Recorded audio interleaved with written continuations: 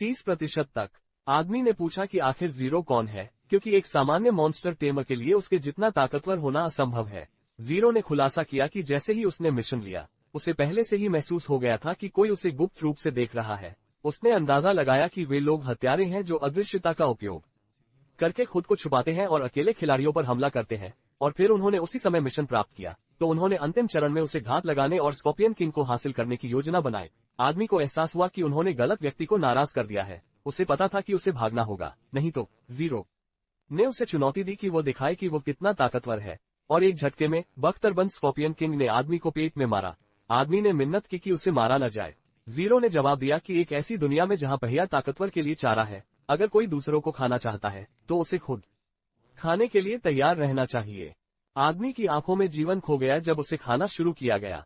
उसके बाद एनपीसी ने जीरो को उसके बदले में मदद करने के लिए धन्यवाद दिया। इसके साथ ही उसने जीरो को अपना दोस्त माना। सिस्टम स्क्रीन ने जीरो को मिशन पूरा करने के लिए बधाई दी। उसे 5500 एक्सपी पॉइंट्स, एक सिल्वर कॉइन और 3000 एबिलिटी पॉइंट्स मिले। वहां एक उपकरण भी है जिसे मैजिक नेकलेस और आर्मर बूट्स कहा जाता है।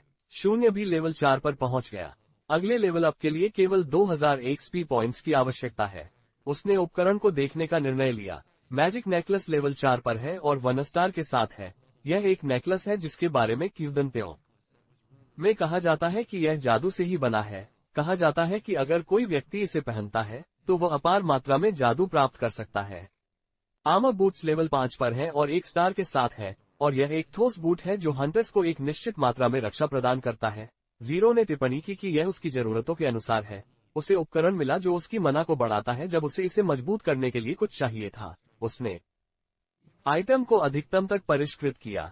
उसने कुल 24,999 पॉइंट्स का उपयोग किया और गोल्डन एट्रीब्यूट उपकरण the secret origin of magic प्राप्त किया। फिर उसने 2985 एबिलिटी पॉइंट्स खर्च किए और हीरो प्रोटेक्शन आर्मर प्राप्त किया। इन दो उपकरणों के साथ बख्तरबंद स्कॉर्पियन किंग और वह लेवल 5 पर तेजी से पहुंचेंगे। उसके सामने एक स्क्रीन दिखाई दी। स्क्रीन ने एक जोन घोषणा प्रदर्शित की।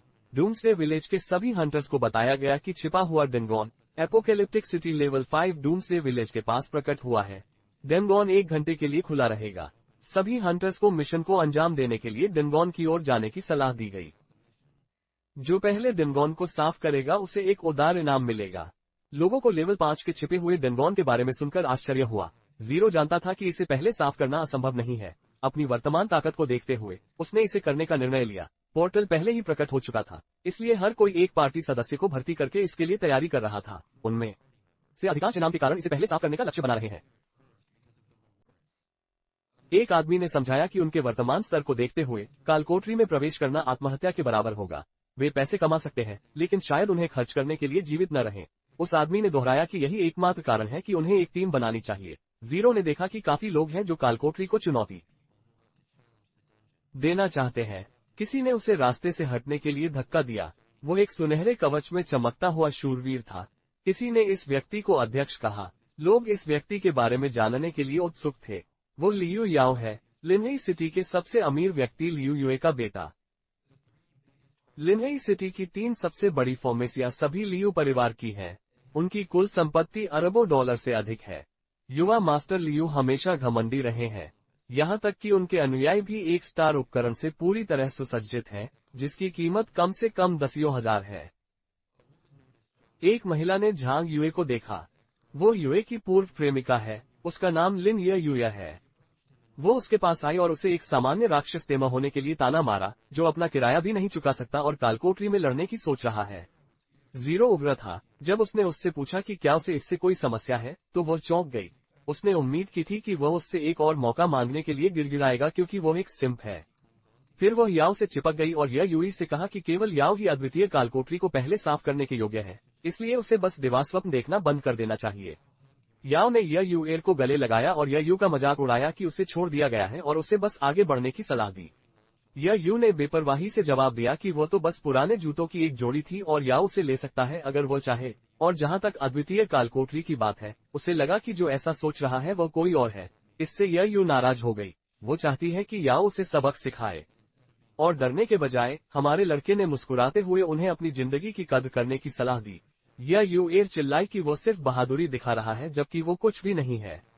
याओ को अजीब लगता है कि वो आदमी की क्लास को स्पष्ट रूप से नहीं देख सकता, जैसे कि वो जानबूझकर छिपाई गई हो। याओ ने अलविदा कहा क्योंकि वो कालकोठरी को चुनौती देने के लिए जल्दी में है। याओ और उसकी टीम पोर्टल पर गई और उन्हें अपने पुनरुत्थान स्क्रॉल लाने की याद दिलाई। हर कोई उत्साहित था। एक आदमी ने जीरो के कंधे पर थपथपाया और उसे हार मानने के लिए कहा, क्योंकि गरीब हारने वाले जैसे वे लोग उन लोगों को नहीं हरा सकते जिनके पास चांदी के चम्मच हैं। जीरो ने जवाब दिया कि अगर वह आदमी खुद को गरीब हारने वाला मानता है तो उसे बेहतर और मजबूत बनने के तरीके सोचने चाहिए। अपने मन में जीरो ने शरीर के मूल मालिक के बारे में सोचा और जानता था कि वह वास्तव में एक गरीब हारने वाला था, लेकिन उसने तर्क दिया कि इसका उससे कोई लेना देना नहीं है क्योंकि वो असुरा है। उस आदमी ने जवाब दिया कि जीरो दिखावा करने में अच्छा है। उस आदमी ने तर्क दिया कि उन सभी लोगों के पास एक पुनरुत्थान स्क्रॉल है जिसकी कीमत $3000 प्रति टुकड़ा है। लोगों को उम्मीद थी कि सुप्रीम गिल्ड ही सबसे पहले कालकोठरी को साफ करेगा। जीरो जानता था कि अधिकांश कालकोठरी में एक बॉस राक्षस होता है जो उसकी रक्षा करता है। उसकी वर्तमान ताकत सामान्य भीड़ से निपटने के लिए पर्याप्त है, लेकिन उसे डर है कि यह बॉस राक्षस से निपटने के लिए पर्याप्त नहीं है। वो केवल तभी जीत की गारंटी। आर्मर्ड स्कॉर्पियन और वो दोनों लेवल 5 तक लेवल अप हो गए और उन्हें सही उपकरण और अधिकतम स्तर की स्किल से लैस किया गया। उसने चारों ओर देखा। इस बीच याओ और अन्य लोग पोर्टल के दूसरी तरफ प्रकट हुए। यूएएर ने शिकायत की कि उसे पूरी तरह से अपमानित किया गया, लेकिन उसने उसके लिए बदला नहीं लिया। याओ ने उसे घूरा और कहा कि यहाँ बहुत लोग हैं, हानियां लाभ से अधिक हैं। अगर वे इस बात पर विचार करें कि कोई याओ के शिकारी को मारने के बहाने का उपयोग करके लियू परिवार और गिल्ड को बदनाम करने की कोशिश करता है, तो उसने उसे आश्वासन दिया कि वो उस आदमी को उसके सामने घुटने टेकने पर मजबूर कर देगा। वह ने उसके लिए धन्यवाद दिया। एक अन्य सेटिंग में आग फूटी। जीरो राक्षसों से लड़ रहा था। एक सामान्य मॉन्स्टर टेमर के पालतू को अपने मालिक के समान अनुभव अंक की आवश्यकता होती है। सौभाग्य से नेक्रोमेंसर वर्ग में पालतू के लिए आवश्यक अनुभव अंक आधे हो जाते हैं। शुरुआती खेल में जीरो को आर्मर्ड स्कॉर्पियन को कुछ सामान्य मॉब्स को मारने देना पड़ा और यह जल्दी से लेवल अप कर सकता था। जीरो ने लड़ाई जारी रखी। क्षेत्र धुएं से भरा हुआ था। चट्टान के पीछे याओ का चमचा था जो जीरो को देख रहा था। उन्होंने महसूस किया कि उन्होंने उसे गलत समझा। जैसे ही वो 0.0 आगे बढ़ा, उसे एक सुंदर महिला ने रोका जिसने उसे उन्हें ले जाने के लिए बहकाया, लेकिन वह कोई सिम्प नहीं था और बस जवाब दिया कि कोई रास्ता नहीं, और आगे बढ़ गया। सिस्टम ने सभी को सूचित किया कि केवल 10 मिनट बचे हैं। जीरो ने लेवल 5 आर्मर्ड स्कॉर्पियन की रक्षा बढ़ाने का निर्णय लिया। यह वेनगार्ड में मांस की ढाल के रूप में कार्य करेगा, जबकि जीरो पीछे से नुकसान करने पर ध्यान केंद्रित करेगा। आर्मर्ड स्कॉर्पियन किंग जोर से गरजा। जीरो ने भी उपकरण का उपयोग किया जो मना रिकवरी को तेज करता है ताकि वो लगातार फायर बॉल कास्ट कर सके और राक्षसों को मारने में अपनी दक्षता बढ़ा सके। इन सब के साथ 10 मिनट से अधिक पर्याप्त था। वो पोर्टल में प्रवेश कर गया। क्षेत्र आग की लपटों में घिरा हुआ था। याओ और अन्य घायल हो गए। याओ ने शिकायत की कि बस थोड़ा और वे बॉस को हरा देते, लेकिन उसके अधीनस्थ ने समझाया कि जब वे केवल लेवल 2 पर हैं तो लेवल 7 के राक्षसों के खिलाफ उनका कोई मौका नहीं है। यूए ने याओ से कहा कि चूंकि राक्षस बहुत शक्तिशाली है, उन्हें बस जीवित रहने पर ध्यान केंद्रित करना चाहिए। अधीनस्थ ने उससे सहमति जताई और व्यक्त किया कि उन्हें पुनरुत्थान स्क्रॉल का उपयोग करने का मौका लेना चाहिए, जबकि राक्षसों ने उन्हें नहीं पकड़ा। याओ ने कुछ महसूस किया। कोई आ रहा था। वे सभी चट्टान पर देख रहे थे जहां एक आदमी खड़ा था और ये देखकर आश्चर्यचकित थे कि वो जीरो था। याओ उसे उस कालकोठरी में देखकर क्रोधित हो गया। उसने जीरो से पूछा कि क्या उसे मरने का डर नहीं है। जीरो ने उसे देखकर मुस्कुराया। इसने याओ को जीरो को लड़ाई के लिए चुनौती देने के लिए उकसाया। यूए और अधीनस्थ ने उसे रोकने की कोशिश की, ये जोर देकर कहा कि उनकी जीवित रहना पहली प्राथमिकता है। याओ के जाने से पहले उसने जीरो से कहा कि यह बेहतर होगा अगर वो मर जाए। कालकोठरी सिस्टम ने जीरो का स्वागत किया और उसे कालकोठरी के अंदर भेजा, जहां उसका मिशन है कालकोठरी के संरक्षक बख्तरबंद बिच्छू स्तर, जो स्तर 7 पर एक बॉस राक्षस है, को मारना। जीरो को राहत मिली कि वे चले गए हैं क्योंकि अब उसे शोर से परेशान नहीं किया जाएगा। कुछ ही क्षणों बाद जमीन फटी और बॉस राक्षस नीचे से उभरा। उसने जोर से दहाड़ लगाए। जीरो ने देखा कि उसकी स्वास्थ्य पट्टी अकेले ही मिनियंस से कई गुना मजबूत है।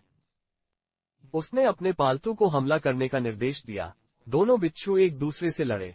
जीरो अपने पालतू के उन्नयन से खुश था। फिर उसने अपनी अल्ट्रा फायरबॉल का उपयोग किया जिससे 206 क्रिटिकल डैमेज हुआ। बड़ा बॉस राक्षस उसके सामने खड़ा था। उसने उस पर हमला किया, लेकिन उसके पालतू ने उसकी रक्षा की। जीरो ने कई फायरबॉल बनाए और एक 6 शॉट छोड़ा। बॉस राक्षस का चेहरा थोड़ा जल गया। जीरो ने सामने से हमला किया जबकि उसका पालतू बॉस राक्षस के शरीर को पकड़े रहा। दुश्मन ने दहाड़ लगाई। यह उसकी आखिरी दहाड़ थी, इससे पहले कि उसका शरीर जमीन पर गिर गया। जीरो ने टिप्पणी की कि कितना कमजोर। सिस्टम स्क्रीन ने दिखाया कि उसने स्तर 5 की कालकोठरी एपोकैलिप्टिक सिटी को साफ कर दिया है और उसे इनाम के रूप में कालकोठरी स्क्रॉल प्राप्त हुआ। लोग इस घोषणा से हैरान थे। वे सोच रहे थे कि जीरो कोई बड़ा आदमी है जो इतना शक्तिशाली है। वे सभी सोच रहे थे कि उसने संरक्षक राक्षस को कैसे मारा जब लगभग हर कोई स्तर 1 से स्तर 3 पर है और कालकोठरी संरक्षक राक्षस स्तर 7 पर है। याओ ने पूछा कि क्या वो व्यक्ति युएरा का पूर्व प्रेमी था, क्योंकि घोषणा कुछ ही मिनटों बाद जारी की गई थी जब वह आदमी अंदर गया। युएरा को यह हास्यास्पद लगा। उसने तर्क दिया कि उसके पूर्व प्रेमी के पास तो पालतू भी नहीं है, तो कोई तरीका नहीं है कि वो अकेले ही उस कालकोठरी को साफ कर सके। याओ को यकीन हो गया कि किसी और ने ये किया होगा। उसने अपनी तलवार से जमीन पर प्रहार किया और कहा कि जिसने बिच्छू नेता को मारा है वह असाधारण है। उसने अपने अधीनस्थों को तुरंत ID 0 वाले व्यक्ति को खोजने और उसे स्काउट करने के लिए कहा।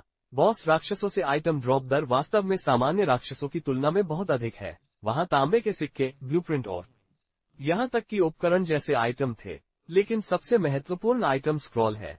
अनअपग्रेडेबल कालकोठरी स्क्रॉल कुछ $1000 से कहीं अधिक मूल्य का है। जीरो ने अपने स्क्रॉल को सीधे अधिकतम स्तर तक अपग्रेड करने का निर्णय लिया। चैलेंजर रैंक कालकोठरी स्क्रॉल पहले विश्व में कभी नहीं आया। यदि यह बाजार में जाता है तो कम से कम इसे एक सामान्य शिकारी के लिए कई लाखों में जाना चाहिए। यह निस्संदेह एक बड़ी राशि है, लेकिन जीरो का लक्ष्य अन्य दुनिया को साफ करना था। एक सूचना विंडो ने दिखाया कि जीरो ने स्तर 5 चैलेंजर ग्रेड कालकोठरी स्क्रॉल का उपयोग किया था। उसे एक सोने का सिक्का और एक इनाम मिशन मिला, जो जीवित व्यक्ति को बचाने का है। इस मिशन को समय सीमा के भीतर पूरा करने पर उसे एक उदार इनाम मिलेगा। जीरो मिशन की जांच की और पाया कि इसकी कठिनाई रेटिंग 100 है और एक अज्ञात इनाम है जो केवल उसे एक NPC को एस्कॉर्ट करने की आवश्यकता है। उसे एक स्तर 10 का नक्शा भी मिला, लेकिन दुर्भाग्य से जीरो केवल स्तर 5 पर है और इसके अलावा जिन राक्षसों का वह सामना करेगा जंगली सुअर समूहों में आना पसंद करते हैं, इसलिए उनसे निपटना मुश्किल होगा।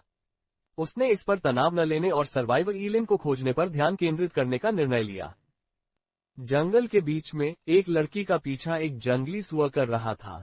अचानक जंगली सुअर आग की लपटों में घिर गया।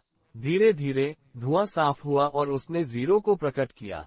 छोटी लड़की खुश थी कि एक बड़ा भाई उसे बचाने आया। सूचना विंडो ने दिखाया कि सर्वाइवर ईलिन मिल गया है। उसके मिशन के लिए शेष समय 10 घंटे है। एक गुस्सैल जंगली सुअर प्रकट हुआ। जीरो ने देखा कि जंगल के जंगली सुअर उत्तेजित हो गए। जैसे ही उसने ईलिन को पाया, जंगली सुअर ने उन पर हमला किया। जीरो ने एक फायर बॉल छोड़ी। जंगली सुअर को जलने का नुकसान होता रहा, लेकिन फिर कई जंगली सुअर ने उन्हें घेर लिया। जीरो ने टिप्पणी की कि इन जंगली सुअरों में बहुत सहन शक्ति है। एक mythic rank Hunter gold attribute staff और ए रैंक फायर बॉल के साथ भी उन्हें सही नुकसान नहीं पहुंचा सका। अगर ईलिन वहां मारी जाती है तो शून्य मिशन में असफल हो जाएगा। शून्य ने आर्मर्ड स्कॉर्पियन को बाहर निकाला और उसे उसकी रक्षा करने का निर्देश दिया। जंगली सुअर एक साथ चार्ज हुए, लेकिन आर्मर्ड स्कॉर्पियन ने उसके हमले को रोक दिया। जीरो ने एक अल्ट्रा फायर बॉल छोड़ी। ये जंगली सुअर पर गिरा। सिस्टम ने उसे सूचित किया कि वो एक स्तर 10 के उन्मत्त जंगली सुअर को हराने में सक्षम था, जिससे उसे 40 EXP और 100,000 क्षमता अंक मिले। जीरो ने आर्मर्ड स्कॉर्पियन को सूचित किया कि उनकी रणनीति काम कर रही है। उसने आर्मर्ड स्कॉर्पियन को कुछ और को रोकने के लिए प्रोत्साहित किया और वे जल्द ही स्तर बढ़ा लेंगे। हमारे MC ने लगातार उन जंगली सुअरों को हराया। जंगली सुअर आते रहते हैं और जीरो के पास जंगली सुअर की लहर के हमले को रोकने के लिए पर्याप्त मना नहीं था। ईलिन एम ने पूछा कि क्या वो ठीक है। जीरो ने उसे आश्वासन दिया कि वो उसे निश्चित रूप से वापस ले जाएगा। अचानक एक जंगली सुअर जीरो से टकरा गया। जवाब में जीरो ने उसे अल्ट्रा फायर बॉल से मारा और उसने जंगली सुअर को भून दिया, लेकिन फिर भी ये आग के कौशल का विरोध करने में सक्षम था। सौभाग्य से जीरो के पास थोड़ी सी स्वास्थ्य थी, अन्यथा वो जंगली सुअर के एक ही वार में मर जाता। उसने ये भी देखा कि आर्मर्ड स्कॉर्पियन भी ज्यादा देर तक नहीं टिक सकता। जीरो को उम्मीद नहीं थी कि यह मिशन इतना परेशान करने वाला होगा। उसने एक जंगली सुअर पर हमला किया, जिससे उसका HP गिर गया। उसी समय जीरो को सूचित किया गया कि वो स्तर 7 पर पहुंच गया है। स्थिति के कारण उसने पहले अपनी आक्रमण शक्ति को अपग्रेड करने का निर्णय लिया। इसके अलावा उसने पहले बिच्छुओं की खेती से प्राप्त उपकरणों का उपयोग किया। इस वस्तु को glorious boss battle ring level 7 कहा जाता है। इसमें एक पैक प्रभाव है, जिसका मतलब है कि इस वस्तु को पहनने वाले के हमले प्रतिद्वंद्वी की रक्षा के 20 को अनदेखा करते हैं। फिर से शून्य ने एक फायर बॉल का उपयोग किया, लेकिन इस बार यह अधिक शक्तिशाली था। यह एक ऊर्जा गेंद की तरह दिख रहा था और इसने फायरबॉल को घेर लिया और तुरंत मार दिया। जीरो हैरान था। पहले उसे कोई नुकसान पहुंचाने के लिए 80 फायरबॉल डालने पड़ते थे, लेकिन अब वो सिर्फ 2 फायरबॉल से मार सकता था। शून्य ने लगातार हमला किया। कुछ समय बाद वो थका हुआ दिख रहा था, लेकिन वो अंततः जंगली सुअरों की लहर को हिला देने में सफल रहा। अब उसे बस एलेन को सुरक्षित रूप से डूम्सडे विलेज तक ले जाना है और मिशन पूरा हो जाएगा।